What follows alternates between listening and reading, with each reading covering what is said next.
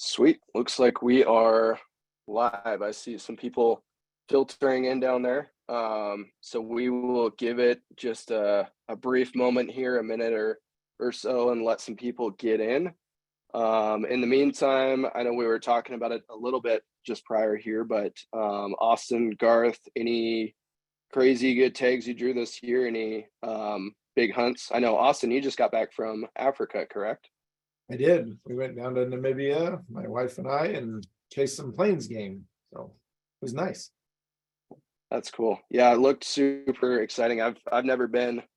Everybody I've talked to that has been recommends it a ton though. So especially if you're going this time of year, that would be a pretty good time of year to sneak away and go check out Africa. Yeah, I'm not really into snakes, so this time of year was perfect. It's cool winter temps for them, right? So very few snakes. I like that. Awesome. Garth, What you about got you? any crazy good tags? I got a moose hunt I'll go on, but that's not a draw tag. I'm gonna get flown in and dropped off up there and see if I can scamper around the tundra a little bit and create some work for myself. I got a general tag in Utah, but that ought to work. What about you? The draws have not been in my favor this year, but to be expected. There's a couple that I was crossing my fingers for that have potential, but pretty much just Montana. I did draw an archery elk tag in Montana, but as a resident, if I didn't draw that one, I would have had some questions. So one of those tags, but outside of that, general opportunities. So good thing we got long seasons and a lot of critters. Yeah, no, you guys is like, we're gonna give you a tag. We're gonna give you enough time. Even if you're picky, you still have enough time to do something with them. You should, yeah. Well, cool. Yeah, we're 2 minutes after, so we'll kick things off here. Hopefully we have a bunch of attendees on that have seen previous webinars. I know we will get into it here in just a bit where you can find those. Tons of good information. This is one of many in the series that we have done with the folks at Huntin, just for everything tag allocation, what you need to be doing, short, medium, long-term plans, so on and so forth. So lots of good stuff. I'm personally excited about tonight because I'm going to learn a ton myself, and being I did not draw a couple tags I was hoping to, I'm personally looking to pick up some information and maybe get an extra tag here for the upcoming fall. But a couple quick announcements before I kick it off to these two. So you guys are all on mute and your videos aren't showing, so don't worry about that. Let's see, another one. If you have any OnX questions, like about your account specifically, make sure you're emailing help@onxmaps.com. The Q&A section isn't the best place for those. We've got a really good support staff that will get back to you.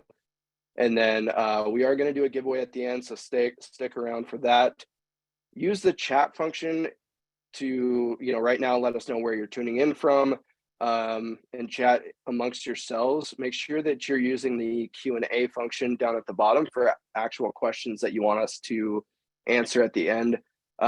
We have left over a little bit of time to answer some of those questions. So yeah, go ahead, use that chat function. And then if you want a question answered, make sure that you're throwing that in the correct spot there. So with that being said, I will kick it over to you guys and let you guys introduce yourselves and kind of kick this thing off. Hey, you want me to go? Go ahead. So I'm Garth Jensen. Obviously I work with Huntin. I don't know how much you want to know about me and my personal life, but yeah, all of it. I've been with Huntin for about 9 years now. Love it. It's amazing to be able to research and find all these opportunities out and be able to say that I get paid to do it.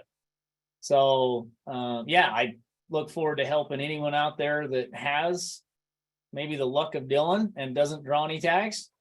Kind of fill them in and share with them what I've learned and how I could pick up some awesome tags and shoot, get to go out and take a trophy spike like that one I'm showing right there. There you go. I'm Austin Atkinson here. Been on a few of these webinars before, but always looking forward to sharing more information and hopefully bring to light an opportunity you may have missed. I live here in Cedar City, Utah. I've worked here at the Huntin for about 8 years, and I love adventure hunts. I spend a lot of time guiding as my part-time gig up in Alaska, Arizona, and New Mexico.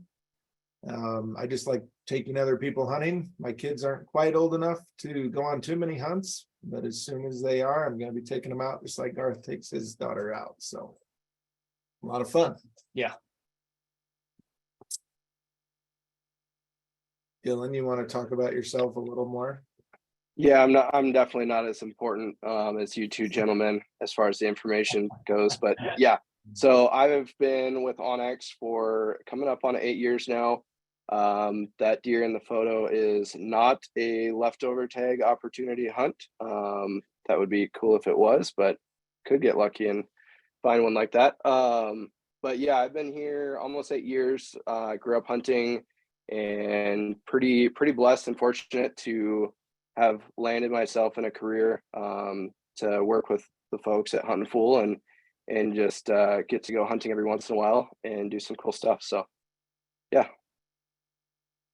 So we titled this webinar Leftover Tags, and I know a lot of us, when we think of the word leftover, well, I always think of a Tupperware in the fridge, right? It's not something that great. I'm gonna make up an excuse. It literally is what you didn't like or didn't finish the night before, and that's kind of a bad connotation, but we use that word leftover quite a bit, and it doesn't always mean that it's what someone didn't want. It may be something that when undersubscribed for another reason, one reason or another, it might not be something bad. So don't think these are the bottom of the barrel type opportunities we're going to talk about.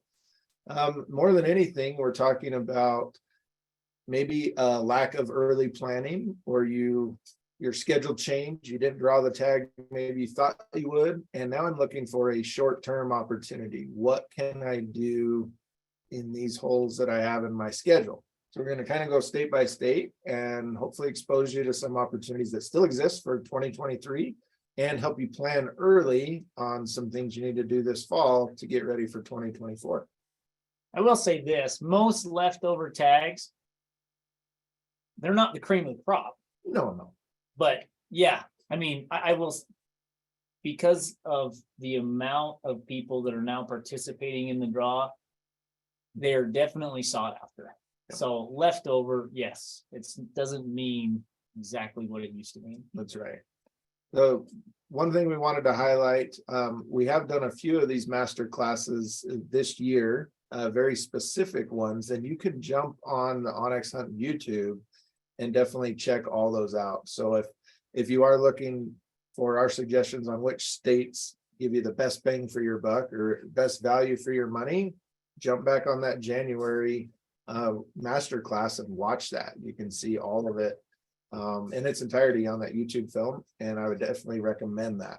So we've tried to make these master classes specific to help you out, but hopefully it sparks interest in other topics that you can go back and research a little bit more. Yeah, definitely. Tons of really good information in there. Definitely go back through YouTube, search for those, and even if you're planning on next year, like, you know, obviously there's a lot of cool opportunities for this year still. That's what we're about to jump into. But even for knowledge and just understanding for next year, there will be some changes. But if you're bored and want to check out some new content, definitely give those a watch. One other thing I do want to mention, a lot of folks are utilizing it, hopefully everyone on this call, but if you are an elite member for Onyx, you do get a free digital membership through Huntin Fool. Tons of really good information in there. I'm in there constantly. When I first started out applying for new states, it was pretty seasonal for me, but now I'm coming to realize it's a whole year thing, just like hunting is. So what am I doing next year? What am I doing in 2026, 27, and so on and so forth. So constantly planning. And there's, you know, I'm not saying this because I'm on the call with these gentlemen here, but there's no better tool than Huntin Fool for that. So utilize that. And then they have some cool opportunities for some upper tier stuff that they provide that we'll talk about at the end. Sounds good. Let's jump through some states. I didn't draw. Now what do I do? Some of these terms are not the same depending on which state you're looking at. So I'm going to consider an over-the-counter tag or license, meaning there is no draw. I don't have to apply by a deadline, even though some of the units or hunts may have a quota. Maybe it's a non-resident quota, maybe it's a unit quota, and some may be unlimited. It could still be considered an over-the-counter. You purchase it either online or at a vendor. They hand you the permit as you paid for it, and you go on the hunt. That's what we consider to be over-the-counter. Now, some states have messed that up a little bit and giving some extra hoops to jump through, but it's still an over-the-counter tag. Whereas a leftover tag, it's that Tupperware in the fridge. It's something that was unclaimed, meaning in some states like Idaho, if someone drew a good permit, but they chose not to purchase it and put it in their name or claim it, it will roll back to a second draw. So it might not be a poor hunt, they just didn't follow the proper steps or their schedule changed, and that could be an unclaimed tag. And that one, you could see some of them cream of the crop tags come out. For sure. Granted, it's going to be incredibly tough to draw, but I've seen some very good trophy quality hunts come up for that second draw. That's right. A return tag, some of these states do allow you to return them. Just straight up surrender the permit back, and you could do that for a refund or for point reinstatement if you burn points on it. Just depends on the state. They're all a little different. Kind of the same thing with reissued. Each state has a process of how they're going to reallocate those tags. If some states, if it's too close to the season opening and they can't call the next draw list winner who would have drawn, then they'll put it up on a reissue list, and we'll show you that. And then in the fall, well, summer to fall, we also run into our points only periods, which are when you can just purchase a point. If you missed the draw this year, didn't participate, and that helps you out next year. I will say this, as far as these processes and these tags, it's evolving. I mean, we are seeing changes to these things on a yearly basis. Not every state goes through the process of changing on a yearly basis, but we see updates made, and we'll go through some of those updates and changes from year to year on this throughout some of these states. But just understand that this is not a hard and fast rule. When they come about, they're ever evolving. That's right. So the first state we wanted to talk about, may be surprising that we're leading with this one, but we don't want you listeners to forget that Alaska is essentially an over-the-counter state for a lot of species. Now, it's going to be more difficult if you're, say, I want to plan a hunt for this fall, meaning fall 2023, just because there's more logistics and bookings involved to go to Alaska. But you do not have to hire a guide to go on a lot of these species hunts. Mainly here we've highlighted moose, caribou, black bear, and Sitka black-tailed deer. In most of these instances, we're going to recommend that you book some sort of transporter or drop-off service, but you can do that, and you don't have to fork out a giant chunk of change to hire an outfitter. It is Alaska, so you've got flights. It's going to be more expensive than a hunt in the lower 48, but it is an over-the-counter harvest ticket, meaning I can show up in the state of Alaska the day before the hunt and purchase all necessary paperwork and tags to go on the hunt. Yeah, they're gonna have Austin's picture plastered in the Anchorage airport for all the residents to see now because he let off with this. They're just gonna be like, this is the reason there's hunters here. You're the problem.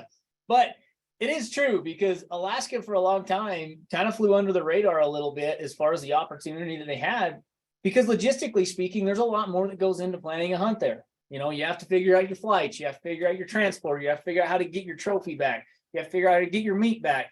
Like, there's a lot of things that go into doing that.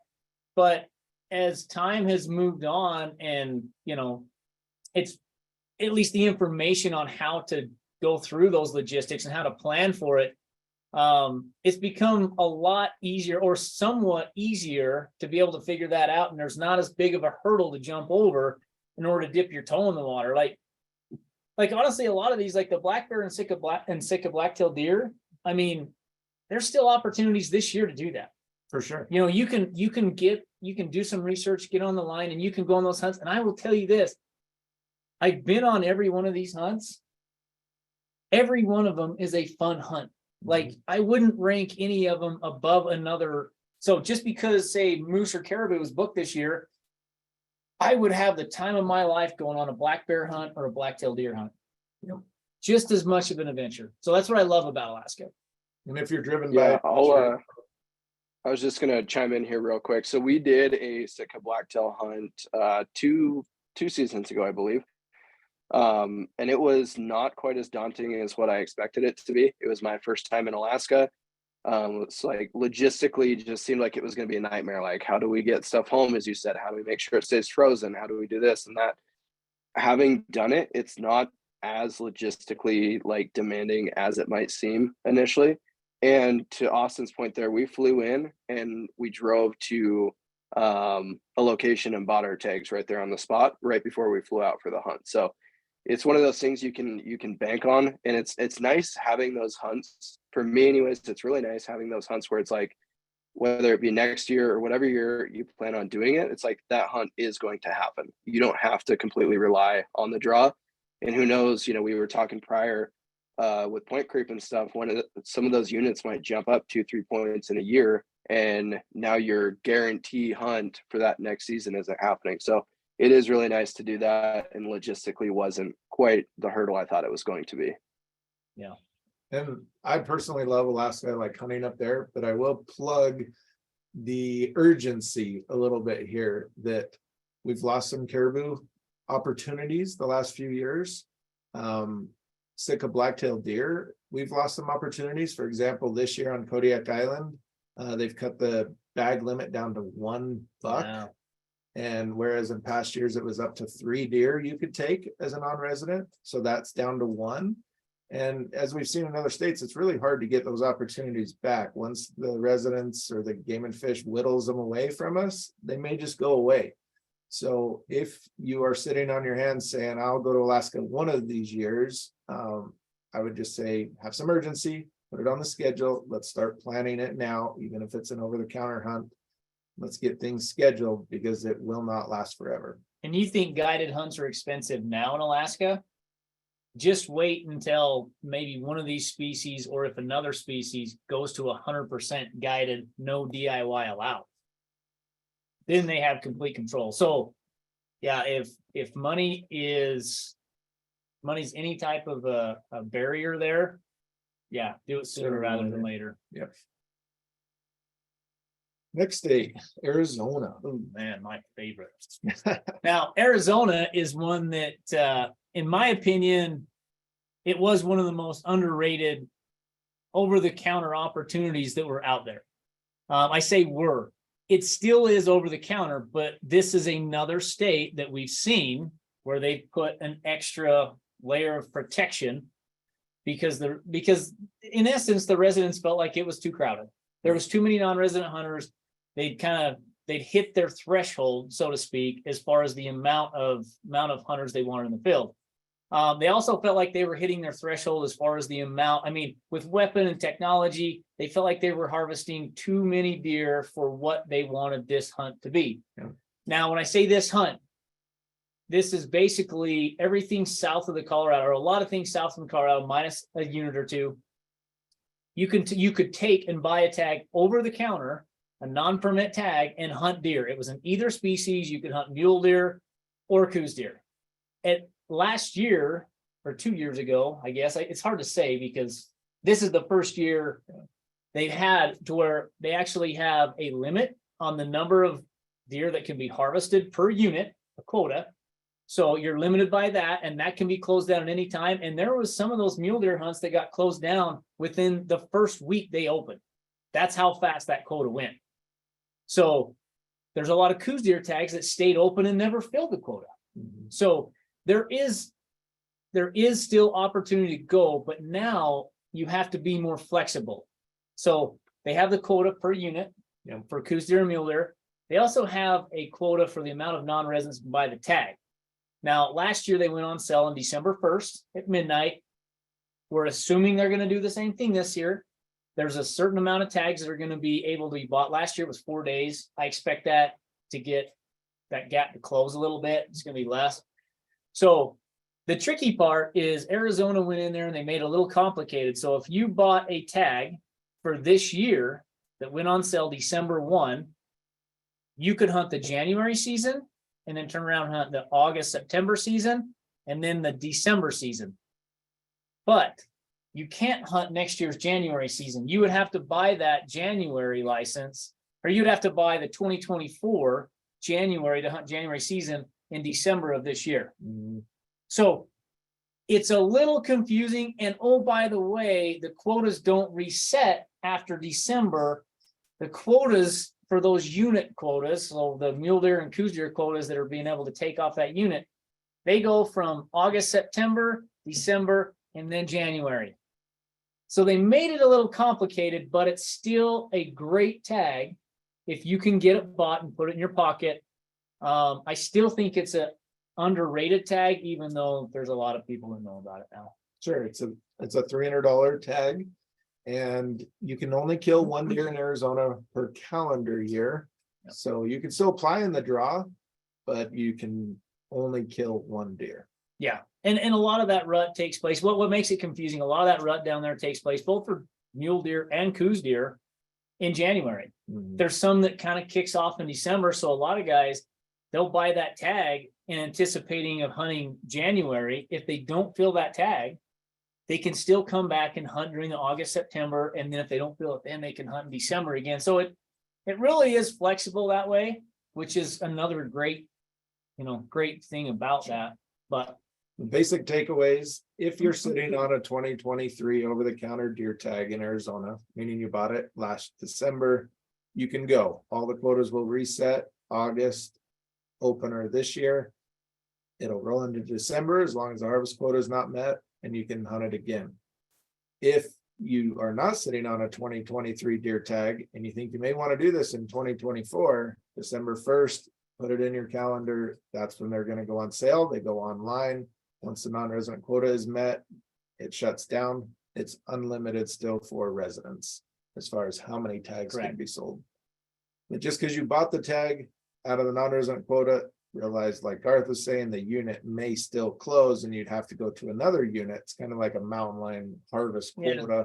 Once it's met, it closes the following Wednesday.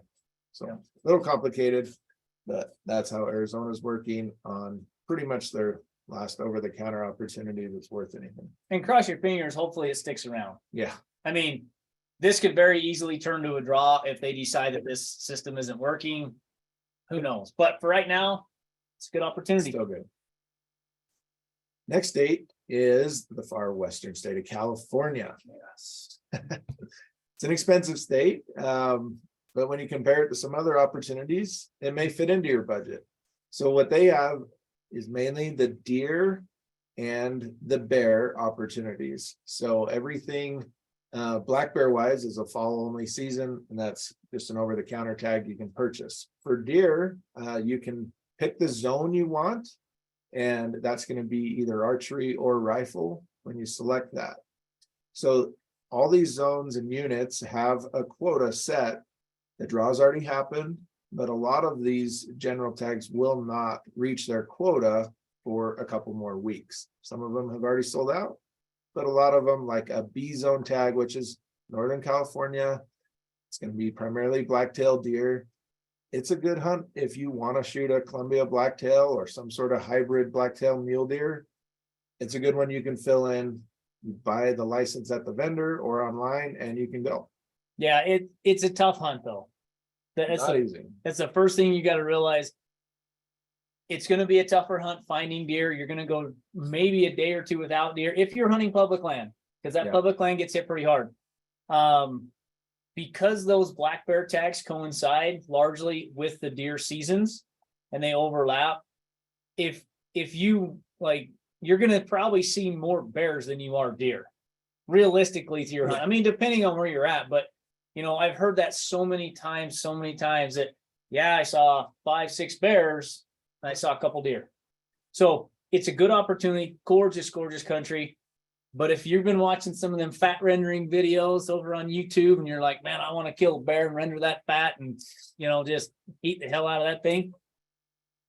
It is a good tag to put in your pocket. And I would put it in your pocket because those fall bears are going to be big, fat, and sassy. Yeah. A couple things to remember in California: you do have to buy the non-refundable hunt license and the deer tag. You can actually buy 2 deer tags. for the same hunt, same area, if you have the budget for it. And you do have to use copper only bullets. Oh, that's That- right. That catches some Yes, guys. that's right. Can't just show up there with your precision hunter. You gotta have copper only, but that's just because California loves the condors that are left. Yes, yes, and that's gonna bring them back. Just remember that. Next up, Colorado. Ooh, Big one for over the counter, right? Well, the last, not the last, but it's gonna be one of the last.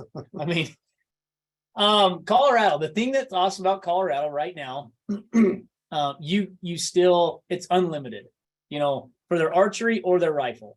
If it's an over-the-counter tag, they don't put a quota on how many elk can be taken out of that zone. They don't put a quota on how many non-residents can buy a tag. And I'll be honest with you, after looking at some of the numbers, it is kind of shocking, you know, because you hear it all the time. You say, non-residents, there's more non-residents in this unit than there is residents. And most of the time I'm like, yeah, BS. Yeah. Well, I've looked at some stats and there are some units over there where there is more non-residents hunting than residents, Yeah. but it's unlimited. There's still a ton of elk over there. But the one thing that people have to understand with this opportunity, there is going to be some hunting pressure. I don't even care if you are 5-6 miles back in the brush. Yeah. You're going to see people. But there is legitimate elk populations in there. And I've went on these over-the-counter hunts a number of times. I don't think I've ever went and not seen an elk. In fact, it's always astonished me how big that elk population is and how many elk you see. Now, it's not like you're always going to see a shooter bull, but that being said, I don't know very many other states that you can go to, buy an over-the-counter tag, and legitimately see elk every single day or every other day. Big season if you want to go on archery hunt. Yeah, it's the month of September. It's as good as it gets. Yeah, you're hunting. You can pick. I mean, the only thing you throw in there and say, okay, they got an overlapping muzzleloader hunt that sometimes can be problematic, that puts, you know, archery hunters and muzzleloader hunters in the field at the same time. But you can avoid that if you're worried about it.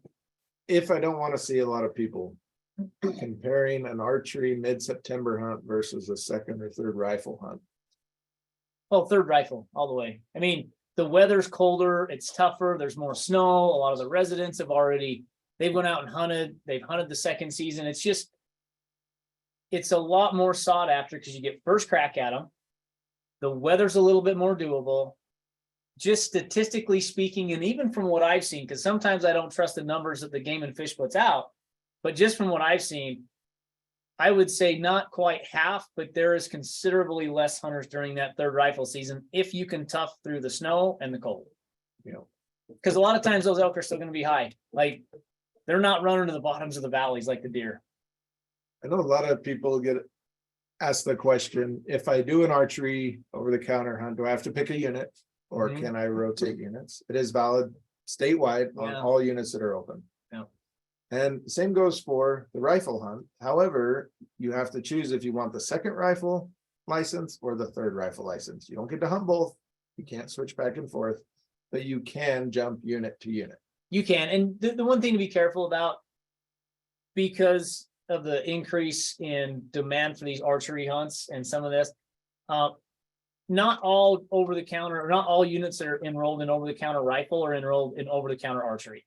Yeah. They'll have some that are draw archery and over-the-counter second and third. So you got to be a little bit careful and just pay attention to that. So if you're targeting a certain area, make sure that it has an open season for the hunt that you're going to do. Just to be clear, this is over the counter only in Colorado. A lot of you are Correct. asking questions about second draw and leftovers. We're going to get to that. These are strictly over the counter hunts we're talking at this moment. I will say this though, if I was looking for a branch antlered bull and I wanted to do an over the counter hunt, I didn't draw anything else. This is my last resort. This is an awesome last resort. Like I would go on these hunts in a second and do. So I absolutely love these hunts, and I don't like to hear when, there's too many hunters. It's just not a good opportunity. It's a phenomenal opportunity. When we analyze harvest statistics, right, and take them with a grain of salt, but there's some units in Colorado where harvest is surprisingly high. And you Yeah. compare it to other Western states that have general seasons, that you have sub 5% type harvest. A lot of Colorado hunts are decent harvest. Oh, you see some in the 20 to 25% harvest for over the counter. That's pretty incredible. That's pretty And good. considering that it's not any bull. That's right. Most of these areas are like they're managed. You can't harvest anything unless it's 4 point or better. So basically a 2-year-old bull. I mean, that's pretty good. Yeah. So put Colorado on the list. It's a great last resort, if you will. I always have a plan or unit I've researched, mapped it out on Onyx in my back pocket. If something Mhm. else doesn't work out, I know I can drive to Colorado, buy a license and go. 100%. Let's talk about Oregon. Yes, Favorite Oregon. state. That's Dylan's favorite state. Oregon. Basically, what I'll say is over on the West Coast, there is good opportunity for over the counter. Roosevelt, Blacktail, both of those have over the counter hunts, both for rifle and for archery. It's a good opportunity to get out there and have a fun hunt. It's different hunting. Sure. They're not as congested with animals. I mean, blacktail, I would say, is probably going to be a little bit better in most cases as far as the amount of animals you're going to see, unless you get on some of that private timber company land, which there is. And they do have setups to where you can contact these timber company lands and sometimes purchase trespass fees. Sometimes they just have a free registration for trespass fees, depending on the timber company. But there's certain restrictions and things you have to adhere to in doing that. But I will say the timber company land does have more animals. There is decent hunting in some of the public land as well, but it's a lot more difficult. It's less managed. It's a lot denser old growth forest. So it is difficult. Now, there are still a few Rocky Mountain elk permits over on the eastern or central eastern portion that are still over the counter.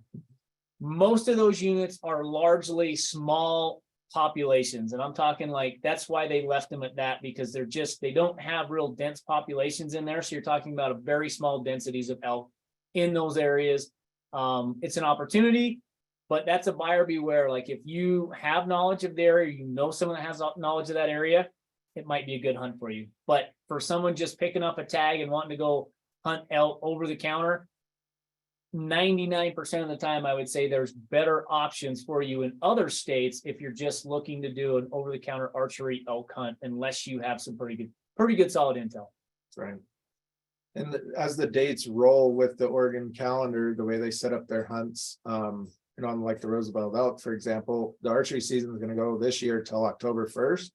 So you should capture some pretty good rut activity if you can see them in the thick timber, but Yeah. It should be about as good as it gets. If you've had that on your list for a while, I would start putting together an Oregon hunt sooner than later. I'll interject real quick on Oregon. So I think a lot of these things too, for me, for example, this year, I was planning on getting an Oregon tag. It didn't work out. So I'm already invested for that $172. So Oregon hasn't necessarily been on my list for an over-the-counter Roosevelt hunt or anything of that nature, but I'm already a couple $100 invested into it. So now I'm considering picking up that general tag. So I think for me anyways, a lot of it has to do with like, okay, where did I apply this year? What am I already invested into? I didn't get what I was planning on getting. Is there any opportunities in that state instead of going out and spending that extra $200 or some cases more? Like what can I do for over the counter stuff, as a backup there? Yeah, no, that's a great point. I mean, if you're already invested in that state, I mean, that's going to be the cheapest elk tag you can pick up if you can deduct that $172 hunt license. That's very true. Let's talk about our home state of Utah. We've broken this one into two different sections. First one is mainly archery, and then we'll talk about rifle or firearm. So Utah still going strong. We have an over-the-counter, truly unlimited quota archery general elk license, we'll call it. So you say, wait, I thought Utah only had big bulls. Well, we do have big bulls. And on those units, we have an archery general season where you can only shoot a spike or a cow. So you see, like in this picture here, that is a legal spike because it has basically 3 points on one side, but just one spike on the other above the ear. So that's legal. As long as it's got 1 point on one side, you can take it. And so our hunt license price is going up July 1st. That'll be $120 for a non-refundable hunt license. And then you can buy this general elk archery permit at any time, the day before your hunt, the morning of, whatever it may be. You don't have to jump on it and buy it. You can do it when you arrive. But what you can do with that archery permit is you can essentially hunt statewide, just about every unit.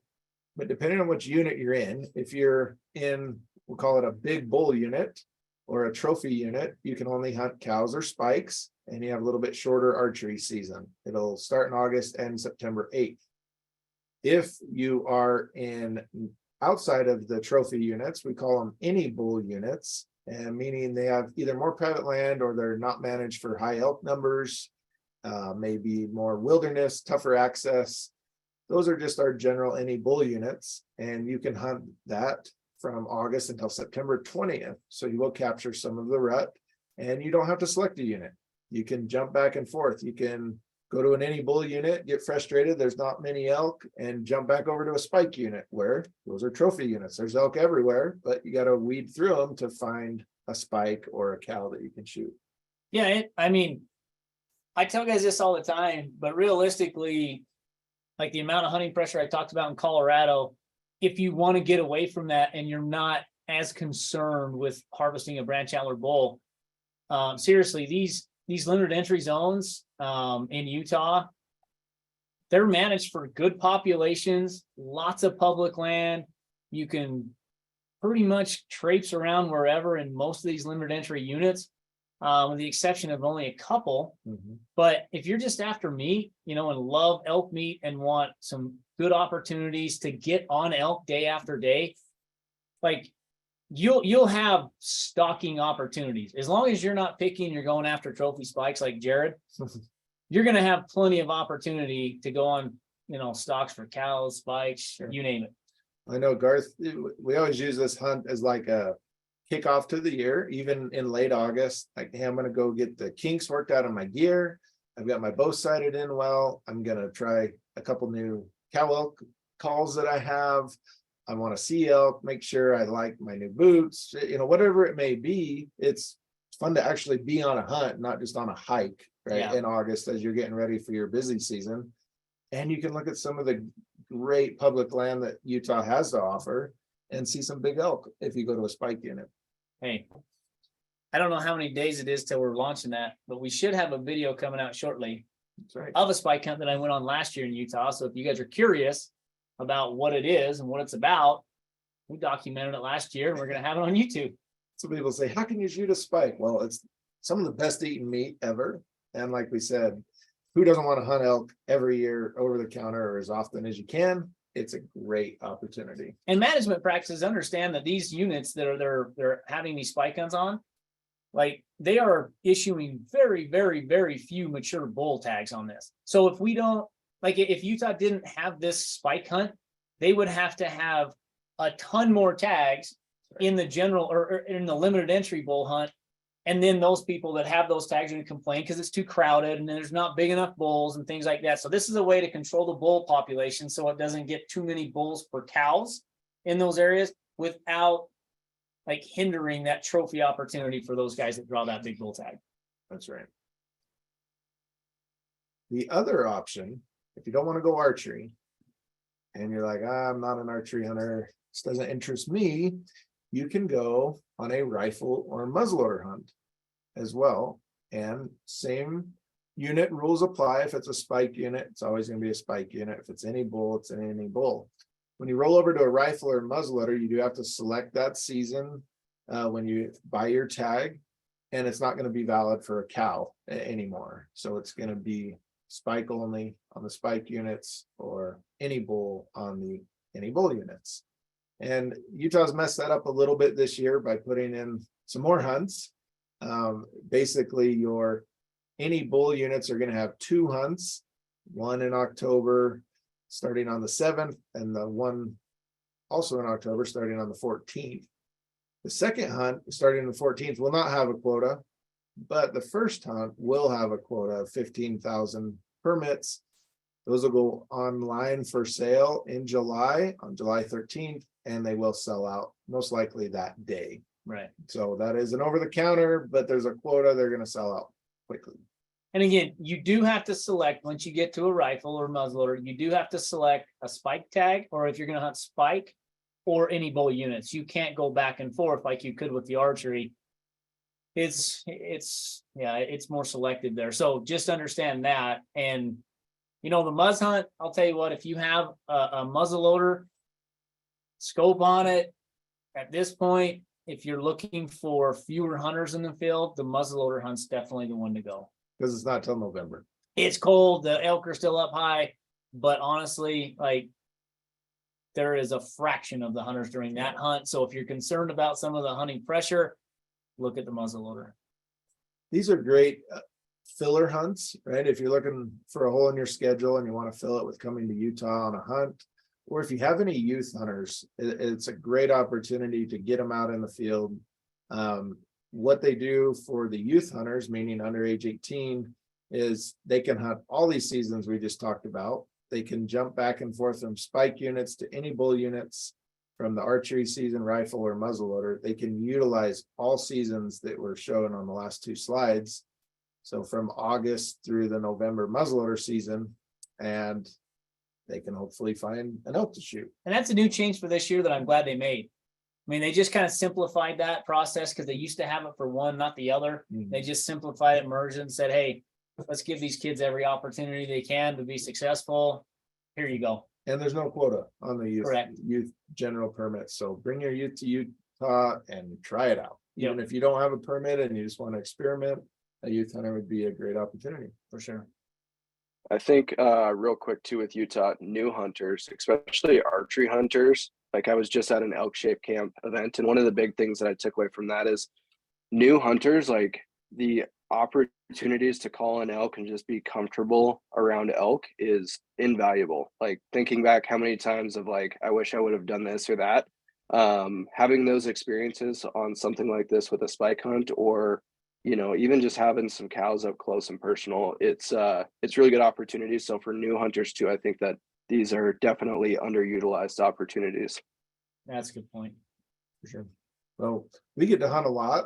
We're lucky that way. And all of us here in the office have taken some really nice bulls over the years in different states with tags we've drawn. But we don't miss this hunt because it is so much fun. And it's just a low pressure, high energy archery hunt, or even on the rifle hunt. Yeah, there's a lot of hunters, a lot of pressure, but it's a chance to get out and experience public land, big wide open spaces. And yeah, I'm a little partial to it, I guess. The cool thing is if you blow up a stock or you blow up a call sequence, big deal, brush it off, go to the next canyon, do it all over again. It's not the end of the world if the cow runs off or if the spike goes into another area. Yeah. You know, it's not like it's a bull of a lifetime. So it's fun that way. That's right. Continuing on over the counter, we're about to our last state here. So Washington, far northwest corner, they still have opportunities. The best ones we'll highlight here are going to be Roosevelt elk, or what I'll call a Cascade Roosevelt elk, meaning west of that Cascade mountain range divide. Pretty liberal seasons there. You have to choose if you want the archery, the rifle, or the muzzleloader permit. You can't jump back and forth. But if you choose the archery season, you know, you get an early archery in September and one in November. Obviously, most hunters go on the rifle or the muzzleloader. But same thing as Oregon, you're hunting very, very thick timber company land or thick jungle type forest. Not going to be very glassable or open terrain like we're used to in some other Western states. But if you're looking for Roosevelt elk, it still is one of the cheaper elk licenses at under $500 for a non-resident. It's a lot of cash, but it's cheaper in the game of things we're playing now. And you can also put a deer license in your pocket at the same time, if you're on that western half, and chase blacktail deer. So in the jungle, overlapping season dates, for most of them, you can chase blacktail. I would Is recommend. there, What's that? sorry, go ahead. I'll ask my question after you're done with that, Austin. I'm just saying that if you're going archery, a lot of those season dates will overlap and it could be a good hunt.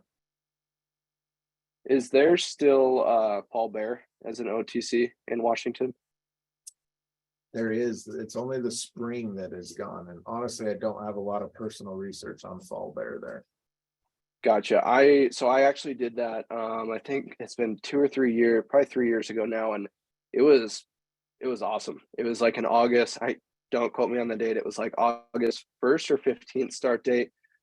Before any of the other seasons, it was like beautiful, amazing country. Saw quite a few bears, filled a tag. Like it was a really, really good hunt and something that wasn't on my radar. So yeah, check that one out too. I really like it because of the date structure.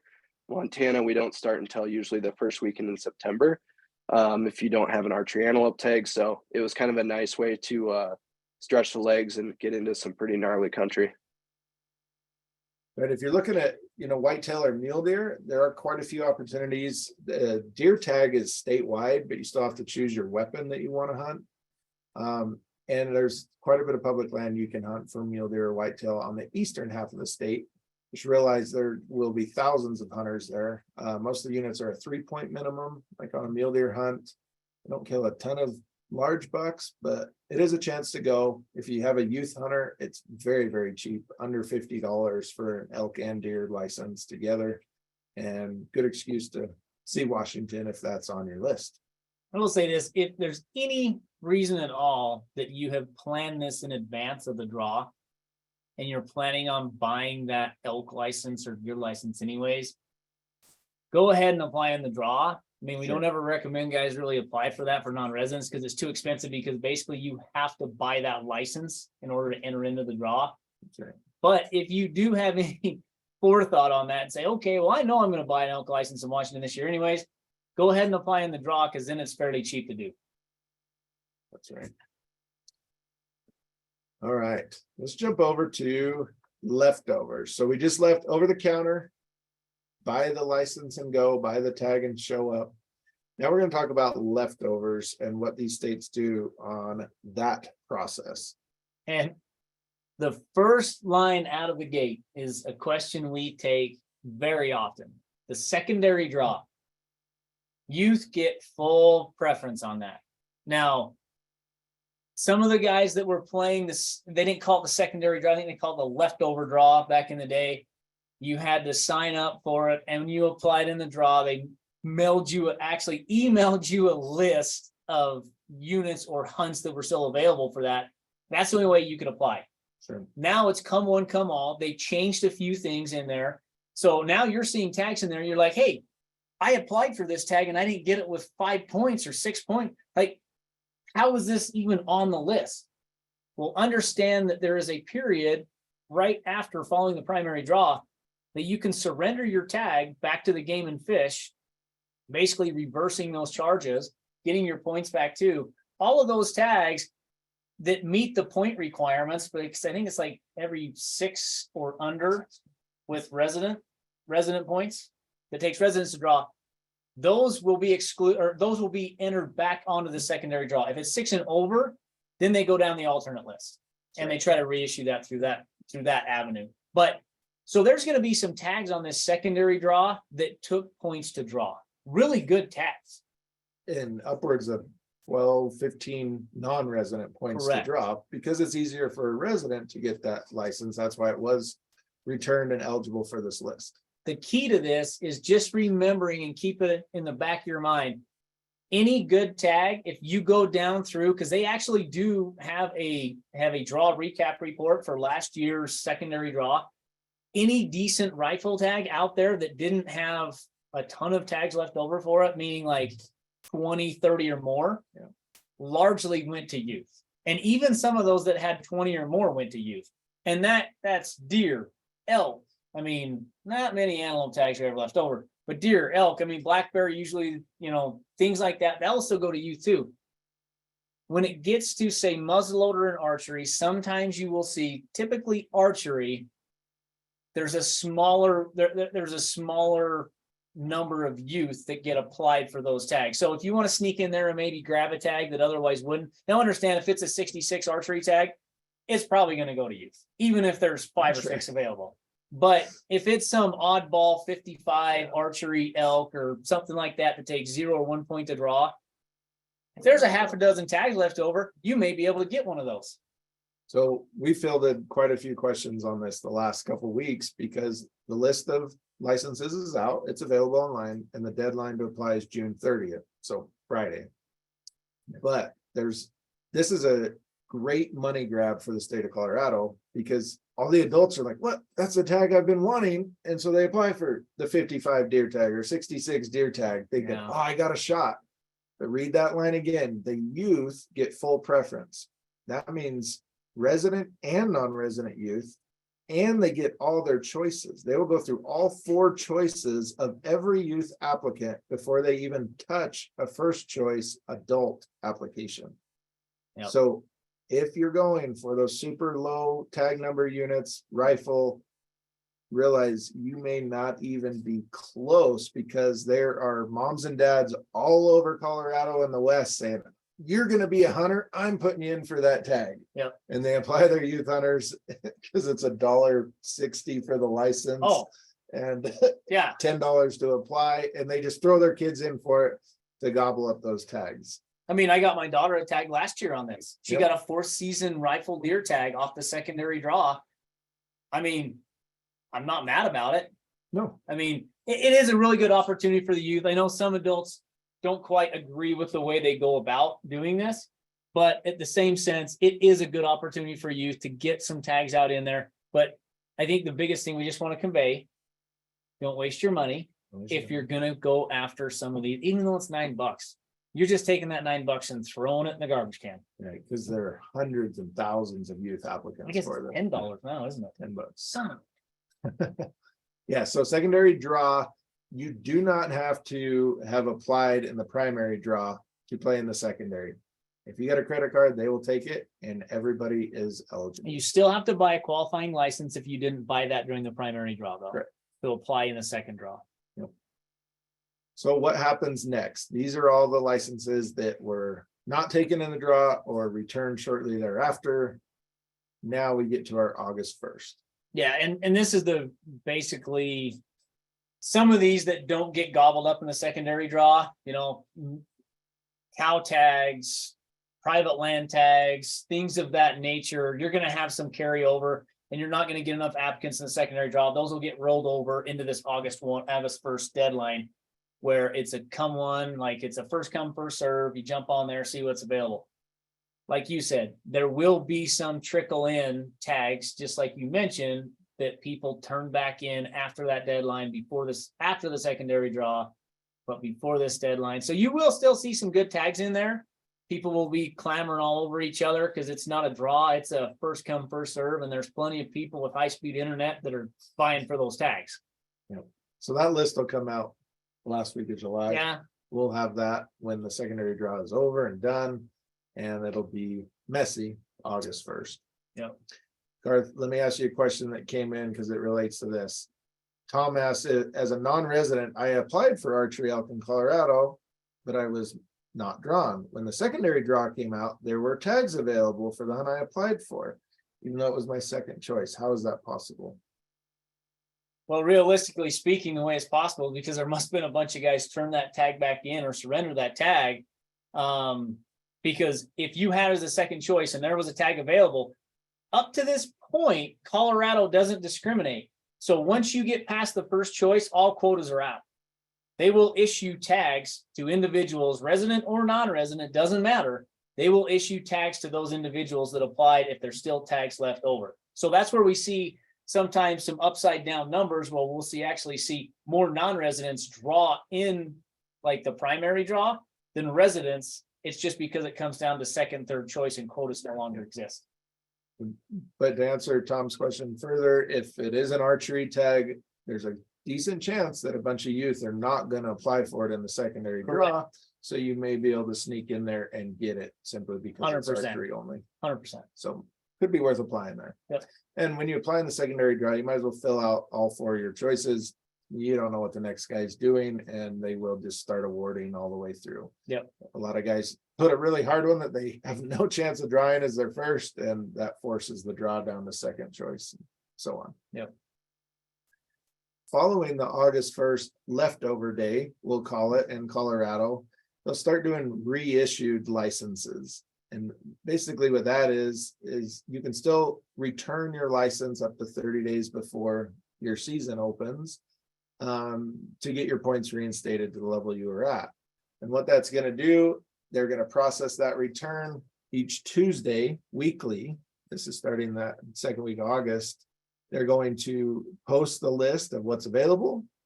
And then 11 a.m. about the following day on Wednesday, sales will go open on the Colorado website as well. If you are willing to take a tag last minute and you've got an open schedule, these licenses will get returned all the time, even up till seasons have opened through the season. So I always set a reminder in my phone each Tuesday evening, jump on there. I've got my short list of hunt codes I'm willing to go on or look for. If you see there's a tag available for a hunt you want, maybe it's worth checking at 11 a.m., trying to have the fastest fingers on the internet and get in there and buy it. Honestly, it's been getting more difficult. The last couple of years they've done this. It's difficult to be fast on that Wednesday and grab one, but it is worth checking because it doesn't burn your points. Yeah. If you're stacking them up. Any of these leftover opportunities reissued, they do not touch or purge your preference points, so it's worth grabbing. Yeah, that's a good point. Anything else on Colorado? Want to move on? Now I got a ton of bears, $100 a tag. So look at the leftover list because there's some of them units that have gobs of bear tags left in the September season. So if you're itching to shoot a bear, there's lots of them over there, and it's only $100. I would say it's the cheapest tag out there, but I think Oregon's the cheapest tag out there for bears. Sweet. Now let's talk about Idaho. I know a question just came in. Why did you not talk about Idaho in the over-the-counter section? Well, partly has to do with where we are at. We're here at the end of June, and all non-resident elk and deer quotas have already sold out in Idaho. Sold out quite some time ago for their true over-the-counter elk or deer opportunities. So we'll kind of do this. You may think this is backwards, but we'll talk about the secondary draw first. So Idaho had a primary draw for all their controlled hunts. These are their limited entry, all their trophy hunts, anything that's limited, had a deadline of June 5th. And we're still waiting on those results to come out.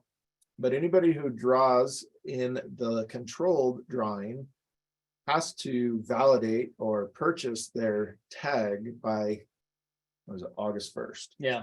If they don't buy it by August 1st, it could roll back into a secondary draw, kind of similar to Colorado. But if you don't pick it up, it's going to roll back, and August 5th through the 15th, we have a secondary draw. It's a money grab. If you already have a $205 license, it may be worth spending the $22 to get in to this drawing, pending there's the tag you want on the list. And every year there's guys who forget to pick up their top deer or elk or antelope unit. They space it. They don't realize they have to purchase it. They send you a little postcard and an email, but if you don't buy it, sorry, they roll it into a second draw. People apply for it. Everybody's eligible that has that hunt license. What they're also doing now is an outfitter allocated quota. They set aside outfitter tags. Those will become available as general season purchase in the middle of July. I don't really bank on those personally. But those are unused, right? They're Those are ones that the outfitters didn't have buyers for. They didn't have buyers for it. Yep. So this whole game in Idaho really starts the year before on December 1st. And that's why we didn't cover it under the over-the-counter section, because it's kind of too late to get an over-the-counter Idaho tag for this fall season. You really need to be planning ahead. Yeah, that little graphic on the side there, that says, have that little dude that's getting ready to walk all the way to the end of that, and that number right there, 17,260. That's the number in line, and that is a random assigned number. So anyone that still says it's over the counter, that is a draw. Because you log in at the same time, they issue you a random number, and depending on where that random number lands, dictates if you have an early enough number to actually get the over-the-counter tag. That's right. It's a joke, honestly. It's very bad. Your best option is if you have somebody that you know of, or you live close enough to Idaho to drive over there, is go to a licensed vendor on December 1st at 10 a.m. That could be at a gas station, sporting goods store, whatever it may be, where you can find the shortest line.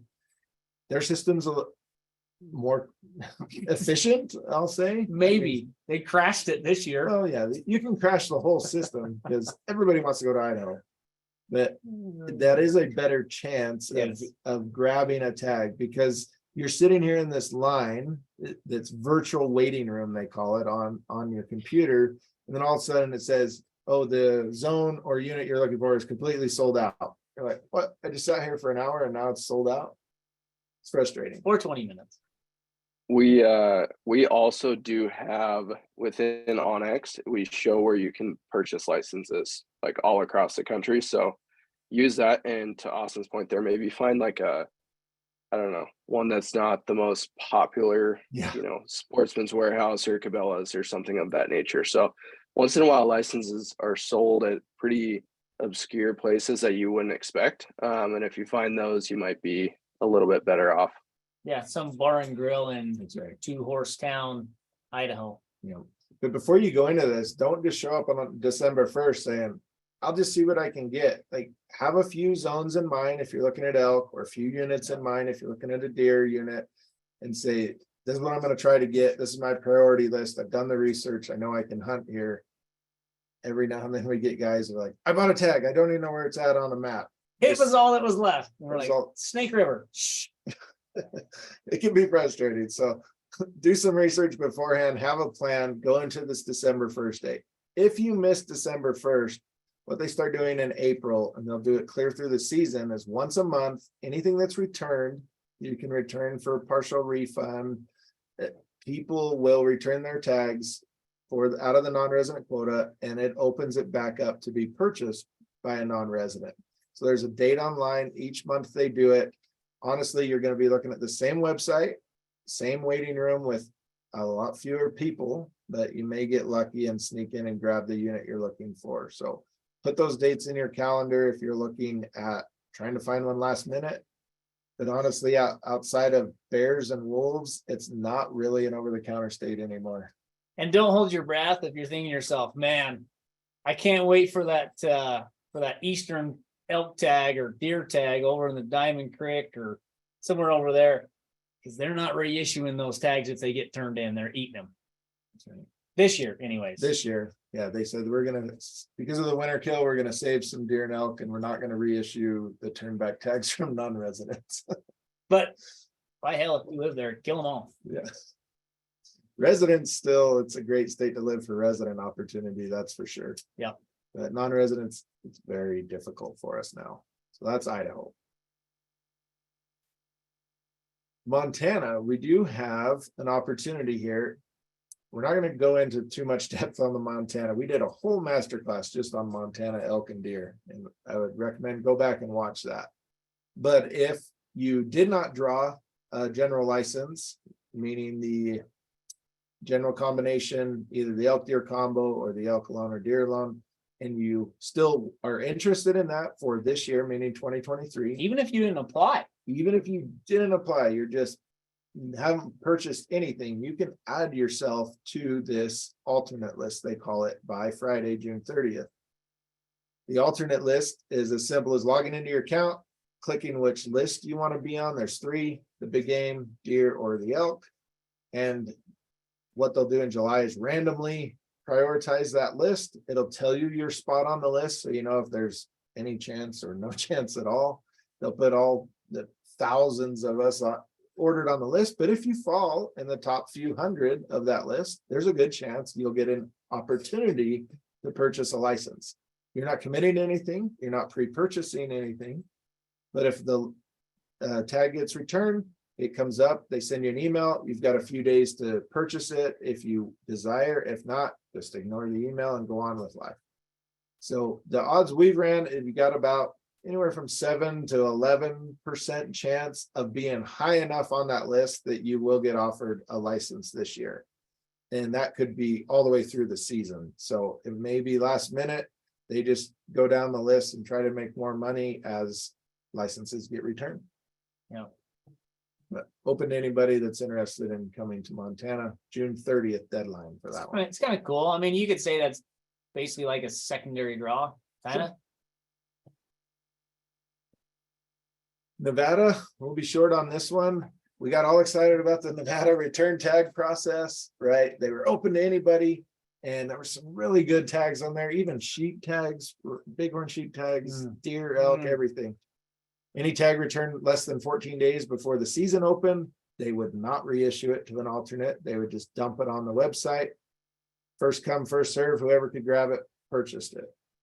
The big change, however, for this year, why you can almost cross this off your list, is the residents freaked out and said, we're returning resident tags, but non-residents are buying them, and that's not fair. They're taking our quota, even though it was returned.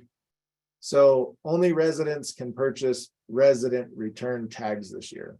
So we're expecting substantially less permits returned, meaning only non-resident tags can be purchased by non-residents. Yeah, but So, those freaking residents can't get their grubby hands on our non-resident tags that get returned. So all 3 or 4 of them we get. I wouldn't spend a lot of time watching this website because they could populate anytime, day or night, you know, Yes. before the season, whenever they get randomly populated. It made it fair, if you will. They put some stops in place so you couldn't game the system too bad, but now with the residency requirement, you can almost write it off. I think the cool thing about this is, though, if you're sitting there watching the website, that's still going to pop up, but it's going to be grayed out. So you can see all the tags you could have got last year. Say ineligible. And what's bad is you'll probably see the same tags cycle through probably half a dozen times on some of these deer hunts that non-residents can't get and residents don't want. You know what I mean? They do burn your points. if you get 100%. them, so a It lot of burns your guys points. are like, I don't want it, but a non-resident is like, yes, Nevada. It's going to be interesting to see how this goes. Okay, last section here, then we'll take some questions. Make sure to drop your questions into the Q&A if you have them, and we'll try to answer as many as we can. But points only, this is planning ahead. So just because most of the draws are done for this year, you still have an opportunity to purchase points only in many states. Yeah. Yeah. No, most of these states, what's nice about this, well, yeah, there's good and bad, obviously, with purchasing them after, but realistically, it's a pretty good deal because after everything's done, you can still go in. If you're just planning on building points for this year, you can see it's relatively inexpensive to go in and purchase those tags after. You don't have to buy a qualifying license to enter into the draw. You can just buy that after the fact. So you've got a few states here that you can go in and do that with. I mean, in my opinion, Wyoming's kind of the wild card there where you're like, I don't know if my points are going to help me that much or not at this stage. Like, if you're really interested in buying that moose and sheep point in Wyoming, it might help you, maybe, depending on what they decide to do. But realistically, those are the deadlines. Just don't forget, that's the bad, is all the draws are over. And so, like, especially Wyoming, if you went in and you've had an unsuccessful draw, just remember that that doesn't automatically give you a point. You still have to go back in during that points only period and buy the points for those species that you want. So don't forget. Don't forget.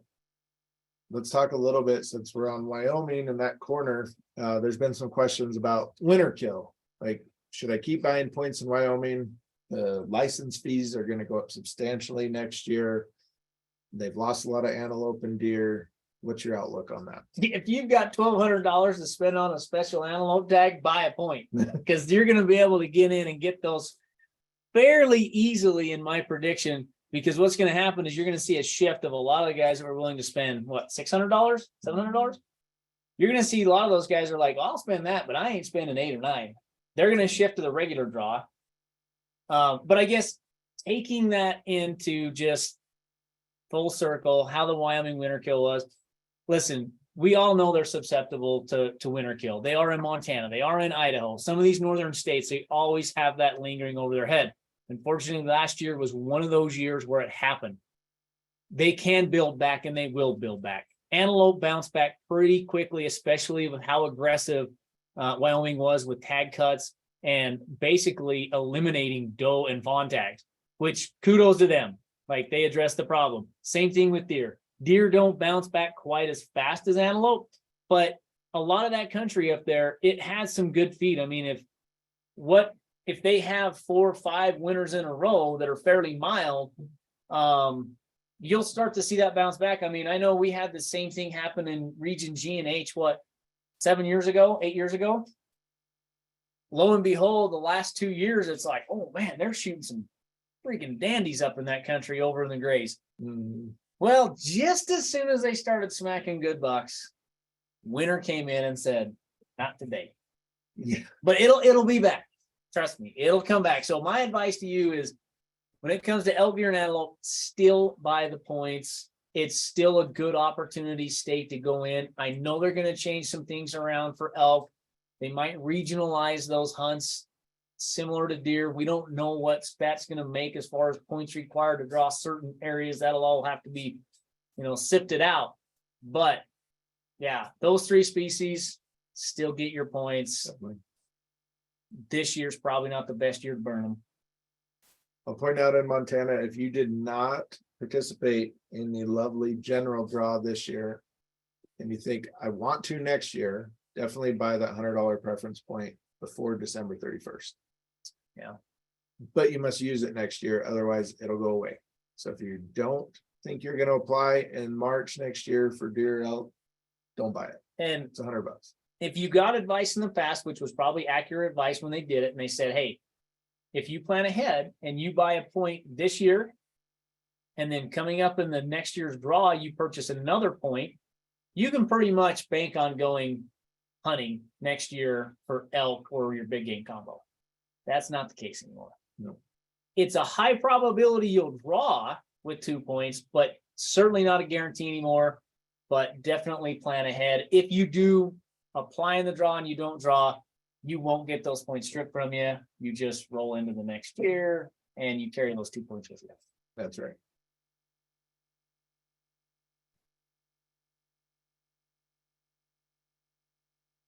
That covers pretty much all our points only. We'll hit on this again. Free digital membership to Huntin' Fool, to all this research that we do for all these units if you have Onyx Elite. So definitely check that out. If you want to upgrade to one of our other memberships, we give you a discount for Onyx Elite members, where you can call in, talk to one of our advisors, get a full hunt consultation on how to plan your fall, which units to look at, where to go, all our research online. It's all available just by upgrading to a one-on-one or an all-access membership. Love the service, Onyx Hunt members, and we do it every single day. Yeah, and that's one thing I'll say too real quick is I personally use that. I think I've called definitely Garth, Austin, and a whole slew of the other folks on the Huntin' Fool team. And I mean, it's invaluable. You're spending a lot of money every single year to apply. And just for me personally, knowing that I'm putting my points and my money in a good place and I'm not just throwing it away because I'm not familiar with the changes for that particular state that year or anything of that nature, is definitely worth that additional money. So if you're not at that all access, like, try it for a year. I'd strongly suggest it. And after a year, you'll probably never go back. That's right. Now, Dylan, you got a giveaway for us? Yeah, so we're going to give away 10 hats, it looks like here. So we're going to throw in a link here. We appreciate everybody sticking on. There's a link, sign up. It'll take 2 seconds. Really painless and quick, and then we'll select 10 folks and send you out some Onyx hats. I like that. Painless and quick. Quick and painless. Sounds good. So we got that link in the chat there. Yep. That is a good looking hat. I like it. Now we will take some questions. We sure appreciate everybody's time. Hopefully we've given you some things to look at, some hunts maybe you didn't know about at first. Now's the time to plan. It's never too early, never too late, Yeah. honestly. So Garth, we got a couple questions. OTC archery pronghorn in Colorado. Oh man, What's how your did I opinion? forget about that? It's decent. So if you're not hung up on the size of the animal that you're going to harvest, there is some pretty good areas over on the eastern side that have access either through like state wildlife areas that grant access to that. There's some grasslands over there you can hunt as well. There's a few on the western slope as well. Those ones on the western slope, be careful with those. There's very, very low populations. Some of them are in close proximity to other units that have good populations or decent populations of antelope, but there's not a lot of them. That's why they're enrolled in the over the counter. So your best opportunity, in my opinion, is over on that kind of southeastern side of the state and some of those grasslands down there. There's good amounts of antelope, not big antelope, so don't go in thinking this is a trophy type hunt, but it's a good opportunity to get out, stretch your legs and hunt antelope. I like it. I don't know why I forgot it. Following along with that, what about whitetail only tags or Eastern Plains stuff? I mean, a lot of those are going to be private land areas. private land, undersubscribed. The tricky thing about getting some of those whitetail only tags in Colorado, largely private land. Most of the whitetail hang out near ag fields or in lowland brush bottoms. If you can find it in an area that's adjacent to maybe some of those corridors or those channels where it's a state wildlife area that has, say, ag fields on both sides, and they're pretty much using that zone or that those wash beds or maybe even river beds as bedding areas. Yes, look into those, but you're going to have to do some research in advance. I wouldn't recommend going too heavy on that unless you've got some decent, some decent knowledge of whitetail and bedding areas and things like that, and verify that, yes, indeed, you can hunt some of those state wildlife areas. Dylan, do you have any other questions on your end? Yeah, I've got a couple from registration. So is there any type of good strategy for non-residents for trying to pick up some of these leftover tags with 2 to 4 people? So essentially like a party. I want to, come to X state and get a leftover tag, but I've got 3 hunting buddies with me. So I guess one thing we should have said on the secondary draw, there is no party acts. So Colorado, you're saying? Yeah, in Colorado. So when we talked about that, like if you're thinking, okay, there's like 60 or 100 tags left over for this hunt, let's just all put it as a group and go. It's still worth it to put in, but just understanding we apply as an individual. I guess as far as what do you think as far as like a group of 4 other outside of, over the counter is going to be their best opportunity. That's what I just answered a gentleman that was asking about that. If it's true over the counter, you can show up and purchase them, obviously no problem. But these states like Idaho, where you got to plan a quota, or Arizona playing in the archery quota, it's going to be very difficult to make sure you all get a tag at the same time because of the checkout process. Yeah, it's tricky. Obviously I would say I'd point to Arizona and say, well, it's a little bit better there based on how long it took to, if it took 4 days, let's say you have that and it takes 2 days this year, I'm hoping you can check out in 2 days. Yeah. But if y'all jump on there at the same time, it's probably the best avenue to do that in. But outside of that, it's pretty much just over the counter for big group. Yeah. Gotcha. Couple more here. You guys might have covered this one. Does Utah take your points away for OTC tags? No. Good question, though. Yeah, it is a good question. No, they don't.